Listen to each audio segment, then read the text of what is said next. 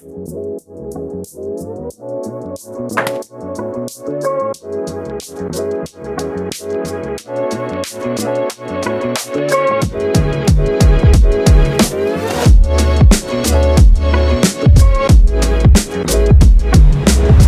is truly one of the most creative tools I've used in my studio in a long time, the Monogram Creative Controller. And from day one of using it, I've pretty much been blown away, and I truly think Monogram controllers are about to find their way into the hands of home studio producers all over the world very fast. Here's why. So these pieces here are entirely magnetic and fully customizable, meaning there isn't much of a limit in terms of how you want your own device to be set up. Obviously this is cool, but in my opinion, the actual usefulness of the controller is where the magic really is. When you plug in the controller, you have a separate app called Monogram Creator where you can program the entire controller. It has MIDI CC controls that are assignable with an any DAW, as well as the ability to simply map out hotkeys to different functions. And what's crazy is that you can create custom profiles, load them up with a click of a button. So for me, I want one set of controls for producing a track and a different set for when I'm mixing. All of that is possible. Program the settings once and you're done. So let me show you how I've got mine set up for producing, and then I'm gonna actually create a mixing profile so you can see how easy it is to use and customize. So what I'm gonna show you very first things first is how I have it currently set up for actual producing, and then what I'm gonna do is actually create a new custom profile for mixing so you can see how easy it is to actually go ahead and set this all up. So I have Logic open here, and then I have the Creator app open here as well. You're gonna need both of these open side by side to make this as easy as possible. I have labeled everything, I've named everything, and as you can see, whenever I make an adjustment on here, it also does it on the screen as well within the Creator app, which is pretty handy. The main thing that I'm using this for when it comes to producing on this whole side is transport controls, play, pause, stop, record, moving from one track to the next, and so on and so forth. So this right here is my transport control to move left to right within the playhead itself. This right here is going to be my zoom. This is also zoom. So this is super, super handy for when I'm needing to navigate, if I want a zoomed out look or if I want a zoomed in look. And this right here, this blue button,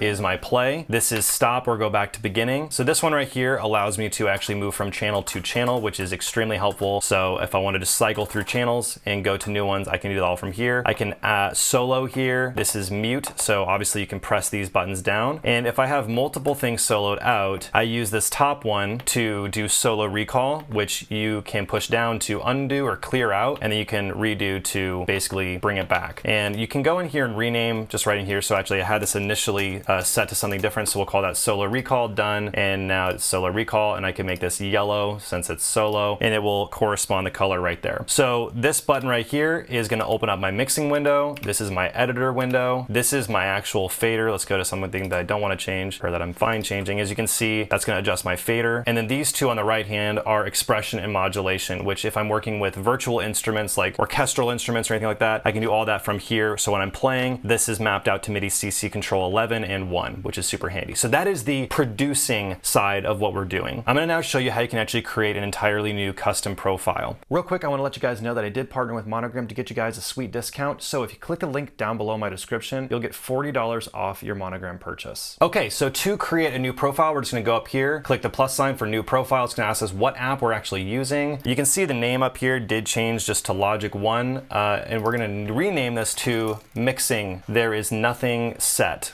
So we're gonna go ahead and change all of that. I'm gonna show you the benefit and the reason why. If I can, I almost always use the keyboard shortcuts as opposed to MIDI. So let's go ahead and open up one of these things. We'll start here on this knob. You just click on it and it'll open up the dial settings. And you have three options: press and turn, and press. So you can actually do multiple things. You have three different things you can do. So what I'm gonna do is go to keyboard mode first. And what this does is makes it so that whenever I do said action, like left turn right here or right turn here, it's going to do whatever corresponding hotkeys I'm doing on the keyboard. So what I want this very first control to do is similar to what I had it on the producing profile, and that is to move the playhead, which in Logic, the comma is going to do that left. It's going to move the playhead left, and then on the right turn, it's going to be period. And I'll call this playhead, and then I'll make it green. And if I go back into Logic, you can see it is now actually controlling my playhead, which is super handy. Now, you can do this with MIDI CCs. The reason I don't is because Logic in particular, I can't speak for other DAWs, sometimes does forget the MIDI assignments, which is really annoying. The other thing I want to do is set these two right here to my horizontal and vertical zoom. So we're gonna have this one here be the horizontal zoom, which is command and arrow keys like this. Okay, so I'm literally gonna set this just to that. Let's go back to customize, keyboard. Left turn is command left, so all I have to do is literally do whatever it is, command right, and let's just color this one blue. And I'm gonna call horizontal zoom. And we'll go to the next one. We want this to be the vertical zoom, and we'll go to keyboard mode, and this is up and down. So command up is zoom in, command down is zoom out. So let's do down is left, up is right. And now you can see, there we go. Vertical zoom is working exactly how I want, which is fantastic. Now this right here, I do want to be my play button right here. So as you can see, it's not doing anything. So keyboard spacebar, we'll make this one enter. Let's call this stop. I want this one to do something different because on the other one, I had this set as record. On this particular profile, since we are now talking about mixing and not producing, there's no reason for me to have a record button. So what I'm gonna do is set this to open up my automation or open up my mixing window. So I think what I'm gonna do in this particular case is have it open up my automation right here. So what I'm gonna do is set that as well to A for automation. If I hit that, it's gonna open up my automation. Really my whole goal here is making it so that this is actually taking over the entire keyboard, essentially. So I don't even have to use this. I'm gonna set this bottom button right here to be my mixing window, which is hotkey X. And you can see here, that's gonna open my mixer. Then this one right here, I want this fader to be the actual fader itself. So this is where we need to start getting into the MIDI CCs, the actual MIDI controls themselves. So what we have to go is go to customize, go to MIDI mode, and then it's gonna ask you what number you want this on. So if you set this to MIDI number 1, that's going to be your modulation. MIDI number 11 is gonna be your expression. Any of the other numbers we can use. So I'm gonna go just way out and call this 30, just to get something way out in the future, we'll call it. Make this one green.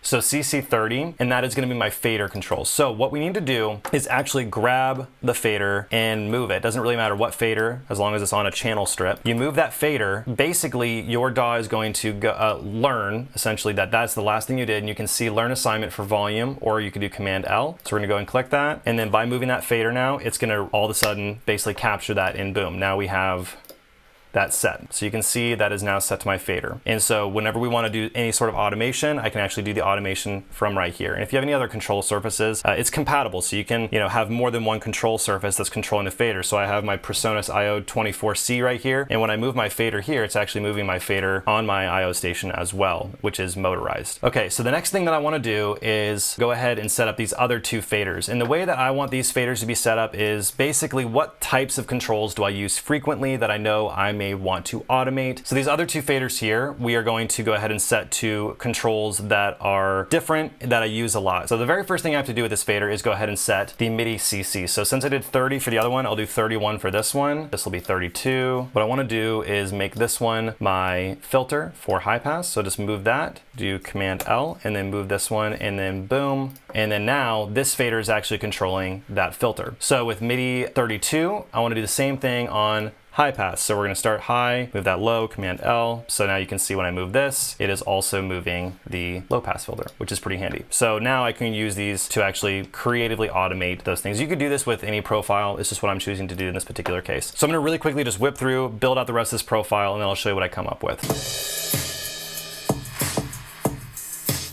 So I went ahead and finished assigning all the things out for mixing, and here is what we came up with, just to give you a very, very, very quick overview. Obviously we have play, we have stop, go back, playhead here, horizontal zoom and vertical zoom here. This opens up my automation. This right here is going to move from track to track. It also is mute if I push down. And then the top one here is going to be solo. And if I solo out multiple things, I can push this top one, and that is going to do solo recall. So that's going to allow me to either clear it out entirely or go right back to the previous one that I had. This button right here is going to open up my mixing window. This top one here, I couldn't quite think what I wanted, so I kept that as assignable. So if I'm going along and if at any point I feel like, that'd be really nice to have an extra button, I'll put it right there. As far as the push and whatnot here, what I did on the press is I set this to CC number 34. When I push this down, this is one of the most cool things I think, because I really don't like going in and going to latch mode manually. I would rather have some sort of a hotkey or something. So if I push this down, it toggles between latch and read, which is super, super awesome. So say for example, let's just go to my stereo out because I already know what I want on it. If I click this latch on here, let's go ahead and say that I want to do some sort of a automated filter. Since I already know that I have these top two as filters,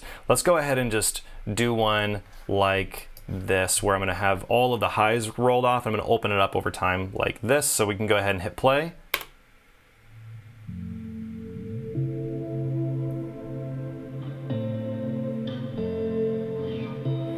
So there we go, and then I can push it down again, and then that's gonna go to read, and then now when I open up my automation there, I can go check out what I did, and if I wanna make it bigger, boom, I can just make it bigger like that. I can zoom in on it like that. And I love this because I'm not having to use my keyboard for any of this. I'm literally just using the Monogram controller. And what I find is that when I'm mixing and producing, a lot of times my hand is not here. Like this is how it always had been. Like I have my mouse here and then my left hand is right here. Now I'm finding it very often that like I just have my hand on the Monogram controller going between play and pause, stop. And then I oftentimes am using my thumb to actually control everything else out as far as like transport control. So a lot of times I'm using my thumb or my thumb and index finger like this.